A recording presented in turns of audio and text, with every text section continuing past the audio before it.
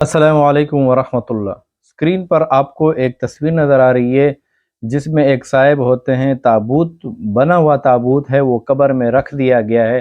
तो अब उसके ऊपर राइटिंग लिख रहा है, पेंटिंग कर रहा है। स्क्रीन पर आप देख सकते हैं कि इतनी शिरकिया कलमात। एक ऐसा शख्स जिसने जो अभी मर गया है उसको अभी ताबूत में रखा जाएगा, उसकी ज़िंदगी का पहला इम्तिहान शुरू होने वाला है, उसको कब्र में रखा जाएगा, अल्लाह ताला उससे इम्तिहान लेंगे, उससे पेपर लेंगे। ये पहला मरला है इम्तिहान का। फिर दूसरा मरला क़यामत के दिन का है। अच्छे अमाल किए होंगे तो अल्लाह ताला उनका हिसाब लेंगे और बदले में जन्नत मिलेगी, बुरे अमाल किए होंगे तो बदले में उसको जहन्नम मिलेगी। तो आप ये ताबूत में देख सकते हैं कि एक शख्स है, वो वहाँ पर लिख रहा है। क्या लिख रहा है आप देख सकते हैं। एक तरफ लिखा है या अल्लाह, फिर दूसरी तरफ लिखा है या अली, और उसके बाद दरमियान में बिस्मिल्लाह लिखी हुई है, और फिर बड़े बड़ी ख़त में ये लिखा है या गौसुल आज़म या दस्तगीर अस्तगफिरुल्लाह नाउज़ु बिल्लाह। इतनी शिरकिया कलिमात। वैसे तो अगर उलमा फरमाते हैं कि कब्र में जो इंसान रखा जाता है उसके साथ कुरान पाक भी रखना जायज़ नहीं है, क्योंकि ये कुरान पाक की तौहीन है। तो एक इंसान एक बुज़ुर्ग से मदद मांग कर, एक अल्लाह वाले से मदद मांगे, ये तो बहुत बड़ा शिरक है। वैसे हदीस कुरान पाक में आता है जिसका ये मतलब है कि अल्लाह के नबी हज़रत मोहम्मद सल्लल्लाहु अलैहि वसल्लम भी किसी के नफ़ा और नुकसान के मालिक नहीं है। कुरान पाक में अल्लाह ताला इरशाद फरमाते हैं, सूरह फातिहा हम बार बार नमाज में पढ़ते हैं, इय्याका नअबुदु व इय्याका नस्तईन। इय्याका नअबुदु का मतलब है ए अल्लाह हम तेरी इबादत करते हैं, व इय्याका नस्तईन और तुझ ही से मदद मांगते हैं।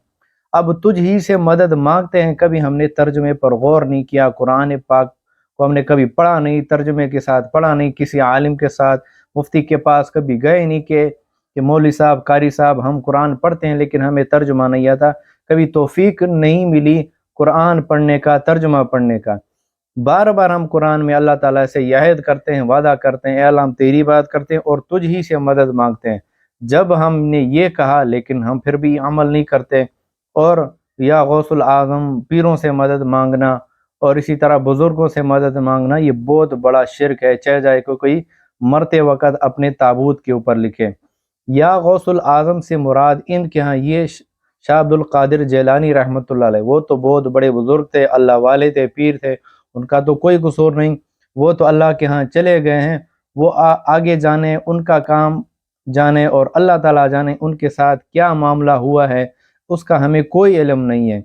लेकिन इतना बड़ा शिर्क करना, इतना बड़ा अपने आप पर जुल्म करना, अल्लाह ताला कुरान पाक में इरशाद फरमाते हैं इन्न शिर्क लज़ुल्मुन अज़ीम, कि शिर्क बहुत बड़ा गुनाह है, बहुत बड़ा जुल्म है अपने आप के ऊपर। आप जानते हैं कि या गौसुल आज़म दस्तगीर का क्या मतलब है। दस्तगीर मतलब हाथ पकड़ने वाला, हालांकि अल्लाह की ज़ात यानी हाथ पकड़ने वाला, मतलब ये मफहूम ये कि मददगार, मदद करने वाला। तो भाई सबसे बड़ा गौसुल आज़म तो अल्लाह की ज़ात है, और दस्तगीर मतलब मददगार, हाथ पकड़ने वाला, ये भी फारसी ज़बान का लफ्ज़ है। इसका मतलब भी है दस्तगीर मेरा हाथ पकड़ यानी मेरी मदद कर। ये भी उन्होंने पीर साहब को बना दिया है। मैं पीर साहब की तज़लील नहीं कर रहा, उनका कोई कसूर नहीं। मैं मानता हूँ वो बहुत बड़े बुज़ुर्ग थे, बहुत बड़े अल्लाह वाले थे, लेकिन ये मुसलमानों का कसूर है कि वो जो है वो जो है शिर्क करते हैं। तो गौसुल आज़म बहुत बड़े मददगार कौन है, वो अल्लाह ताला की ज़ात है। दस्तगीर कौन है, अल्लाह ताला की ज़ात है। और कुरान पाक से भी ये हमें सबक मिलता है। कुफार मक्का जो थे वो आप सल्लल्लाहु अलैहि वसल्लम की अपनी ख्वाहिश के मुताबिक वो उनसे मोजज़ात मांगते थे। हमें ये वाला मोजा करके दिखा दो, हम आपको नबी मानेंगे, हमें ये करके दिखा दो, हम आपको नबी मानेंगे। अल्लाह के नबी कहते अपनी उम्मत को, उनका कौम को, मुशरिकों को कि कुल ला अमलिकु लिनफ्सी नफ़अन वला ज़र्रा इल्ला मा शा अल्लाह। अल्लाह के नबी तो अल्लाह ताला फरमाते ए मेरे नबी इनको कहो, इन काफिरों को कहो, इन मुशरिकों को कहो कि ला अमलिकु लिनफ्सी नफ़ा, मैं अपने नफ्स के नफ़े का मालिक भी नहीं हूँ, ना मैं नुकसान का मालिक हूँ। अब ये कौन फरमा रहे हैं, अल्लाह ताला फरमा रहे हैं कि ए मेरे नबी हज़रत मोहम्मद सल्लल्लाहु अलैहि वसल्लम अपनी उम्मत को कहो कि मैं न किसी के नफ़े का मालिक हूँ, न मैं नुकसान का मालिक हूँ। اب اللہ کے نبی حضرت محمد صلی اللہ علیہ وسلم یہ فرما رہے ہیں کہ نہ میں اپنے نفع کا مالک ہوں نہ نقصان کا مالک ہوں۔ تو چاہے جائے کہ کوئی شخص کسی بزرگ سے مدد مانگے، پیر سے مدد مانگے، یہ کتنا بڑا شرک ہے۔ حالانکہ اگر کوئی مدد مانگنی ہوتی تو حضرت محمد صلی اللہ علیہ وسلم سے مانگتے، کیونکہ وہ ہمارے نبی ہیں، ہمارے رسول ہیں، ہمارے آخری پیغمبر ہیں۔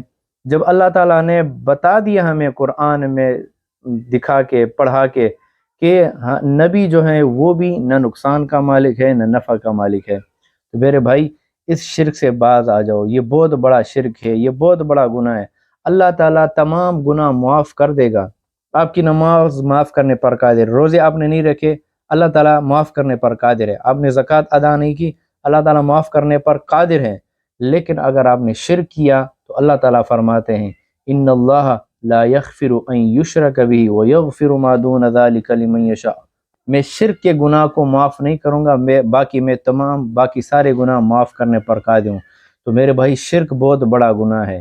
یہ اللہ تعالیٰ کے ولی ہیں، آپ اللہ کے ولیوں کے پاس جائیں، وہ اللہ تعالیٰ کے ولی وہ اللہ تعالیٰ کے دوست ہوتے ہیں۔ میں اللہ کے ولیوں کا انکار نہیں کر رہا، لیکن ان سے مدد مانگنا، ان سے غوث اعظم ان کو کہنا، بہت بڑا مددگار کہنا، ان کو دستگیر کہنا، یہ بہت بڑا شرک ہے۔ اگر ویڈیو آپ کو اچھی لگی ہے تو برائے کرم لوگوں کے ساتھ ضرور شیئر کریں تاکہ وہ اس شرک سے بچیں۔